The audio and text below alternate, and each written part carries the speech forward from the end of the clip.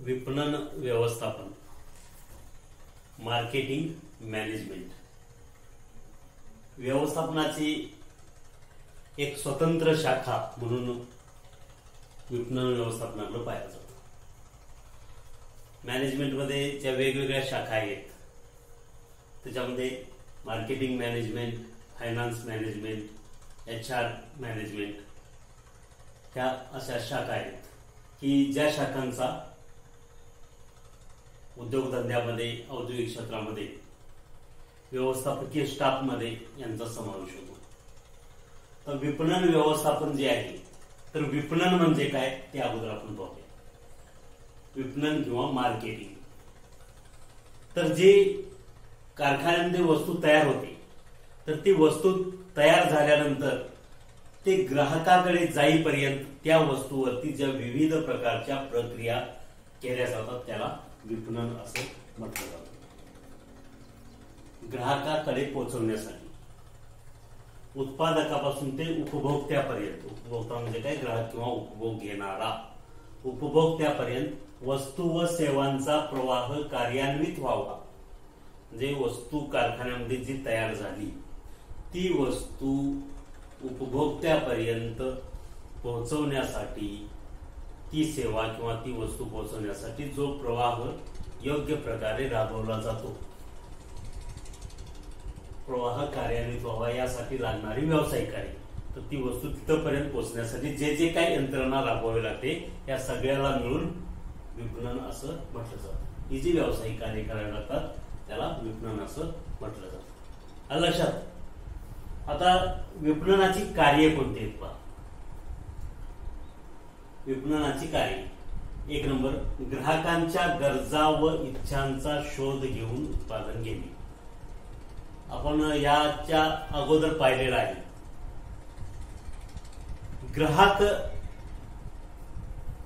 ग्राहकाला कोणत्या वस्तूची गरज आहे ती गरज ओळखून उत्पादन निवड करावी लागते, किंवा नवीन उत्पादनाची, नवीन वस्तूची निवड करत असताना उत्पादनासाठी ग्राहकांना कोणत्या वस्तूची गरज आहे, ग्राहकांच्या इच्छा आकांक्षा काय आहेत हे ओळखून तशा पद्धतीची वस्तू तयार करतात. म्हणजे ग्राहकांच्या गरजा आणि इच्छांचा त्यासाठी शोध घ्यावा लागतो, मार्केट सर्वे करावा लागतो आणि त्याच्यानुसार कोणते ग्राहक आहेत, त्यांना कोणत्या वस्तू आवडतात, कशा पद्धतीचं स्पेसिफिकेशन पाहिजे हे सर्वे करतो आपण, आणि त्या सर्वेनुसार त्या ग्राहकाच्या गरजा, इच्छांचा शोध घेतला जातो आणि तशा पद्धतीचं उत्पादन घेणं गरजेचं असतं. तर विपणनाचं हे महत्वाचं कार्य आहे की ग्राहकांची गरज काय आहे आणि त्याला काय आवडतं तशा पद्धतीची वस्तू तयार करणे आणि ती त्याच्यापर्यंत पोहोचवणे. दुसरा आहे उत्पादित वस्तूसाठी बाजारात मागणी निर्माण करणे. जे काय उत्पादन तयार झालं, वस्तू तयार केल्या, उत्पादित वस्तू, तर त्या वस्तूंना ठराविक वेळेमध्ये मागणी निर्माण करणं हे देखील विपणनाचं कार्य आहे. वस्तू तयार झाल्यानंतर ती विकली गेली पाहिजे. ती विकली जर वेळेत जर विकली गेली तरच नव्याने त्या ठिकाणी भांडवल निर्मिती होते आणि ते आपण खेळतं भांडवल म्हणून वापरू शकतो. तर त्यामुळं उत्पादित वस्तूला बाजारपेठ मिळणं गरजेचं आहे, त्यासाठी ती मागणी निर्माण करता आली पाहिजे. हे देखील विपणनाचंच कार्य आहे. तिसरा आहे विपणनाच्या साखळीतून ग्राहकांच्या गरजा भागवणे. विपणनाच्या साखळीतून म्हणजे काय की वितरण प्रणाली जी आहे, म्हणजे उत्पादकापासून ते कस्टमरकडे वस्तू ती जाईपर्यंत ही जी वितरण प्रणाली आहे, या वितरण प्रणाली आपली सक्षम असली पाहिजे की ताबडतोब वस्तू तिथपर्यंत त्या ग्राहकाला जी पाहिजे ती मिळाली पाहिजे. ही वितरण प्रणाली कोणती असते ते आपण यापूर्वी पाहिलेलं आहे, किंवा पुढच्या टॉपिकमध्ये पुन्हा एकदा ते आहे की उत्पादक, त्यानंतर अधिकृत विक्रेता, ग्राहक, किंवा उत्पादक, होलसेलर, रिटेलर, कस्टमर, किंवा उत्पादक, मध्यस्थ, होलसेलर, रिटेलर, कस्टमर, या अशा वेगवेगळ्या या वितरणाच्या साखळी असतात. तर ह्या वितरणाच्या ज्या साखळी आहेत त्या ग्राहकांच्या गरजा भागवण्यासाठी असतात की त्यांना जी गरज आहे ही ती गरजेनुसार ती वस्तू त्या ग्राहकाला, कस्टमरला, उपभोक्त्याला मिळाली पाहिजे. पुढचा एक तीव्र स्पर्धेला तोंड देऊन बाजारपेठ विस्तृत करणे. सध्या जर आपण पाहिलं तर कोणत्याही वस्तूचं तुम्ही उत्पादन करायचं ठरवलं तर त्या वस्तूला स्पर्धक हे आहेतच. आणि या प्रचंड स्पर्धेला तोंड देत असताना आपल्या वस्तूचा दर्जा हा इतर स्पर्धकांच्या तुलनेत चांगला किंवा अतिउत्कृष्ट असणं गरजेचं आहे. तर त्यामुळं तीव्र स्पर्धेला तोंड देऊन बाजारपेठ विस्तृत करणे म्हणजे कॉम्पिटिशन मध्ये टिकलं तर पाहिजेतच, पण नुसतं टिकून चालणार नाही, तर स्पर्धकांपेक्षा आपल्या वस्तूला मागणी जास्त आली पाहिजे. त्यासाठी आपली वस्तू ही इतर स्पर्धकांच्या तुलनेत दर्जेदार असली पाहिजे, स्पेसिफिकेशन त्याची उत्कृष्ट असली पाहिजेत. या गोष्टींचा विचार करून उत्पादन घ्यावं लागतं आणि त्यासाठी सर्वे करावा लागतो. आणि हे देखील विपणनाचं कार्य आहे की आपली वस्तू दर्जेदार ठेवून त्या ठिकाणी बाजारपेठ विस्तृत करणे. बाजारपेठेमध्ये आपली वस्तू ही दर्जेदार वाटून ग्राहक त्या ठिकाणी आकर्षला गेला पाहिजे. आता विपणन प्रक्रियेमध्ये ग्राहकांचे जास्तीत जास्त समाधान यास फार महत्व आहे.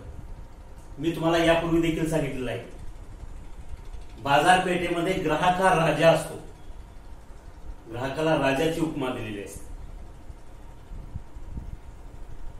तर ग्राहक हा राजा काय आहे, तर ज्यावेळी तो एखादी वस्तू खरेदी करण्यासाठी जातो तर त्यावेळी तो 10-15 दुकानं फिरू शकतो आणि त्याला ज्या दुकानामध्ये त्याला जशा पद्धतीची वस्तू जोपर्यंत मिळत नाही तोपर्यंत ती वस्तू तो नाकारू शकतो. जेव्हा त्याला योग्य वस्तू ज्या दुकानामध्ये मिळेल तिथंच ती तो वस्तू घेणार. तर त्यावेळी तो वेगवेगळ्या निकषांचा विचार करत असतो, दर्जाचा विचार करत असतो. त्यामुळं बाजारपेठेत ग्राहक हा राजा असतो असं म्हटलं जातं. म्हणजे ग्राहकालाच आपण जी वस्तू विकणार आहे त्या वस्तूमुळं ग्राहकाचं समाधान होईल हे त्या विक्रेत्याला देखील पटवून देता आलं पाहिजे.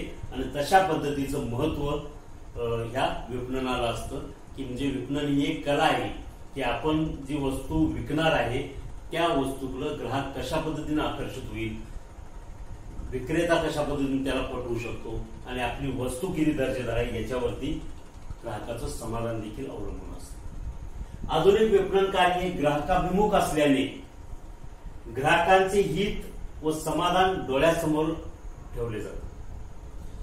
ग्राहकाचं हित कशामध्ये आहे आणि समाधान कशामध्ये आहे हे ओळखूनच तशा पद्धतीची वस्तू विकली जाते किंवा उत्पादन घेऊन विपणन कार्य केलं जातं. ग्राहकांच्या गरजा, इच्छा, त्यांच्या आशा आकांक्षा विचारात घेऊन उत्पादन करणे. वस्तूचं उत्पादन करत असताना ग्राहकाची गरज काय आहे, कोणत्या प्रकारची वस्तू घेण्याची त्याची इच्छा आहे, त्याच्या आशा आकांक्षा कशा पद्धतीने आहेत, या गोष्टींचा विचार करूनच वस्तूची निर्मिती केली पाहिजे. तरच तिला विपणन कार्यामध्ये आपण व्यवस्थित योग्य वेळेमध्ये ती वस्तू विकू शकतो. हे करत असताना वस्तूचा दर्जा सुधारला पाहिजे, ग्राहकांना तात्काळ वस्तू पुरवता आली पाहिजे, जीवनमान उंचावलं पाहिजे. त्या वस्तूमुळे जो वस्तू घेणारा जी व्यक्ती आहे किंवा जो उपभोक्ता आहे त्याला थोडंसं स्टँडर्ड वाटलं पाहिजे, म्हणजे त्याचं जीवनमान उंचावलं गेलं पाहिजे ती वस्तू घेतल्यामुळं.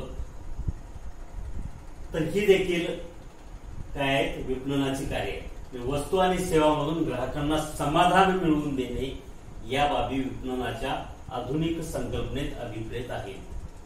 म्हणजे सगळ्यात महत्वाचं आहे की वस्तू आणि सेवाचा उपभोग घेतल्यानंतर तो ग्राहक समाधानी झाला पाहिजे. हे आजच्या काळामध्ये अतिशय महत्वाचं आहे आणि हे प्रत्येक व्यक्तीला अभिप्रेत असतं की आपण जी वस्तू घेतली त्या वस्तूपासून आपली इच्छा तर पूर्ण झालीच पाहिजे, म्हणून त्याच्यापासून आपल्याला भरपूर असं मोठ्या प्रमाणात समाधान देखील मिळालं पाहिजे. वस्तू घेतल्याचं समाधान मिळणं गरजेचं आहे किंवा त्या वस्तूचा उपभोग घेतल्याचं समाधान मिळणं गरजेचं आहे. तर अशा पद्धतीने ही विपणनाची कार्य आहे. नेक्स्ट युनिटमध्ये आपण विपणन व्यवस्थापन म्हणजे काय आणि विपणन व्यवस्थापन कशा पद्धतीने चालतं ते पाहणार. लिहून घ्या.